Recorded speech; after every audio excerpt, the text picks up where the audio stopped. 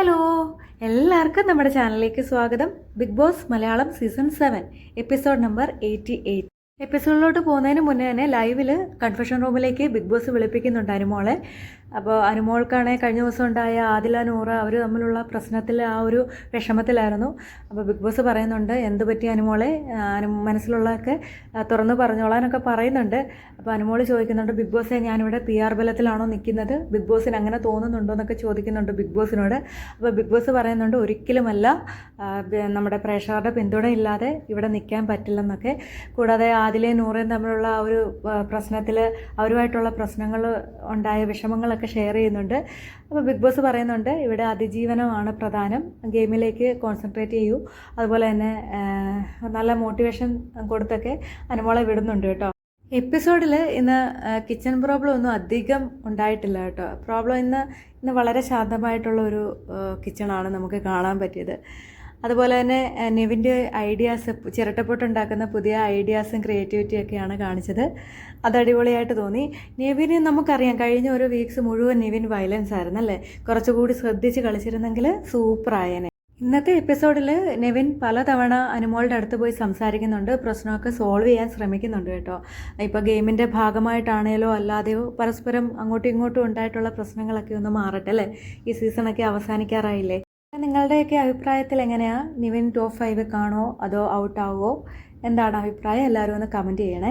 പിന്നെ ഇന്നത്തെ മണി bank task ആയിരുന്നു, അത് അടിപൊളിയായിരുന്നു കേട്ടോ.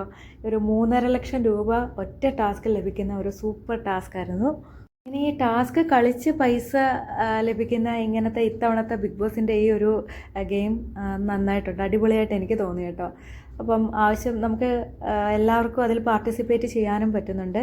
ടാസ്ക് എങ്ങനെയായിരുന്നു, ഒരു വേസ്റ്റ് ബിൻ വെച്ചിട്ടുണ്ട്, പിന്നെ ഇവരുടെ ഓരോരുത്തരുടെയും ഫോട്ടോ വെച്ചുള്ള ഒരു ബോക്സ് ദാണ്ട് ഇതുപോലെ സെറ്റ് ചെയ്ത് വെച്ചിട്ടുണ്ട്.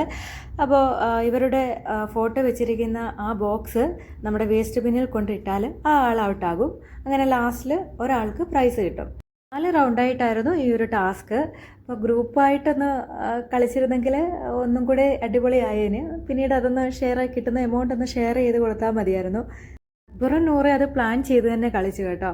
ഫസ്റ്റ് റൗണ്ടിൽ തന്നെ അനീഷ് ഔട്ടായിട്ടുണ്ട്. സാബുമോനാണ് അനീഷിൻ്റെ ബോക്സ് എടുത്ത് വേസ്റ്റ് ബിന്നിലിട്ട് ഔട്ടാക്കിയത്. ഈ ഒരു ടാസ്കിൽ അക്ബർ ആണെങ്കിലും നൂറയാണെങ്കിലും പരസ്പരം പ്രൊട്ടക്റ്റ് ചെയ്ത് നല്ല അടിപൊളിയായിട്ട് രണ്ടുപേരും കളിച്ചിട്ടുണ്ട്. നല്ല അടിപൊളിയായിട്ട് എല്ലാ ടാസ്കുകളും ചെയ്യുന്നുണ്ട് കേട്ടോ. പിന്നെ ലാസ്റ്റ് അക്ബറും നൂറ എത്തിയിട്ടുണ്ട് ഈ ഒരു ടാസ്കിൽ എന്ന് ബിഗ് ബോസ് അപ്പോൾ പറയുന്നുണ്ട്. ലാസ്റ്റ് വിന്നറെ തിരഞ്ഞെടുക്കണമെങ്കിൽ ബാക്കി മത്സരാർത്ഥികളൊക്കെ ഇതിൽ ആര് വിന്നറാവണം അവരെ സെലക്ട് ചെയ്യാനായിട്ടാണ് പറയുന്നത്. ആദ്യം എത്തിയത് അനീഷാണ്. അനീഷ് നൂറയാണ് സെലക്ട് ചെയ്തത്. അപ്പോൾ നൂറ ഫെയറായിട്ട് കളിച്ചു, ആദിലയായിട്ട് കൂടി ഒന്നിച്ച് ഗെയിം കളിക്കാതെ അക്ബറുമായിട്ട് കൂടി കളിച്ച് ഫെയറായിട്ട് കളിച്ചു എന്നൊക്കെയാണ്. പിന്നീടുള്ള എല്ലാവരും ഇതേ റീസൺ തന്നെയാണ് പറഞ്ഞ് ഈ ഒരു ടാസ്കിൽ നൂറയാണ് ജയിച്ചത്. അപ്പോൾ നൂറയ്ക്ക് 3.5 ലക്ഷം രൂപ കിട്ടിയിട്ടുണ്ട്. പിന്നെ നമ്മുടെ ഈ വിന്നർക്ക് കിട്ടേണ്ട ഈ ഒരു പ്രൈസ് മണിയിൽ നിന്നും ഇതുപോലെ എമൗണ്ട് ഇങ്ങനെ ഷെയർ ചെയ്യുന്നതിനോട് നിങ്ങൾ യോജിക്കുന്നുണ്ടോ? നിങ്ങളുടെ അഭിപ്രായം ഒന്ന് ഷെയർ ചെയ്യണേ. എപ്പിസോഡിൽ അതിനിടയ്ക്ക് എല്ലാവരും കൂടി അനുവിനെ അനീഷിനെയൊക്കെ കോർണർ ചെയ്ത് സംസാരിക്കുന്നുണ്ട്. സാബുമൻ പറയുന്നത് അനീഷ് ലവ് കോംബോ പിടിക്കുന്നെന്നാണ് കേട്ടോ. എനിക്ക് അങ്ങനെ തോന്നുന്നില്ല. പിന്നെ അനുവിനാണേലും അനീഷിനാണേലും നല്ല ഫാൻ ബേസ് ഉണ്ട്, ഇത് രണ്ടുപേർക്കും അറിയാവുന്നതാണ്. ആ ഒരു ബേസിലാണ് അവർ മുന്നോട്ട് പോകുന്നതെന്നാണ് എനിക്ക് തോന്നിയിട്ടുള്ളത്. പിന്നെ ആദിൽ എന്തെല്ലാമൊക്കെയോ പറയുന്നുണ്ട്. ഇന്നലെ വരെ ബെസ്റ്റ് ഫ്രണ്ട് ആയിരുന്നു അനു, ഇപ്പം എന്താ അല്ലേ, വളരെ മോശമായിട്ടുള്ള കാര്യങ്ങളാണ് പറഞ്ഞുകൊണ്ടേയിരിക്കുന്നത്. സത്യം പറഞ്ഞ ഈ പൊട്ടന്മാരൊക്കെ സ്വന്തം ഗെയിം നോക്കാതെ അനുവിനും അനീഷിനും ഒക്കെ ആവശ്യത്തിലധികം പ്രൊമോഷൻ കൊടുത്തുകൊണ്ടിരിക്കുക. പിന്നെ ബിഗ് ബോസ് നല്ലൊരു എൻ്റർടൈനിങ് ടാസ്ക് കൊടുത്തിട്ടുണ്ടായിരുന്നു. വിരോധാഭാസത്തിൽ നല്ല രസകരമായിട്ടുള്ള നിമിഷങ്ങളായിരുന്നു കേട്ടോ. അത് നല്ല രസമുണ്ടായിരുന്നു കണ്ടിരിക്കാനായിട്ട്. അതിൽ അക്ബർ നല്ല സൂപ്പറായിട്ട് കളിച്ചു, അടിപൊളിയായിട്ടുണ്ടായിരുന്നു. ഇതൊക്കെ തന്നെയായിരുന്നു ഇന്നത്തെ എപ്പിസോഡിൽ മെയിൻ ഹൈലൈറ്റ് ആയിട്ടുള്ള കാര്യങ്ങളൊക്കെ.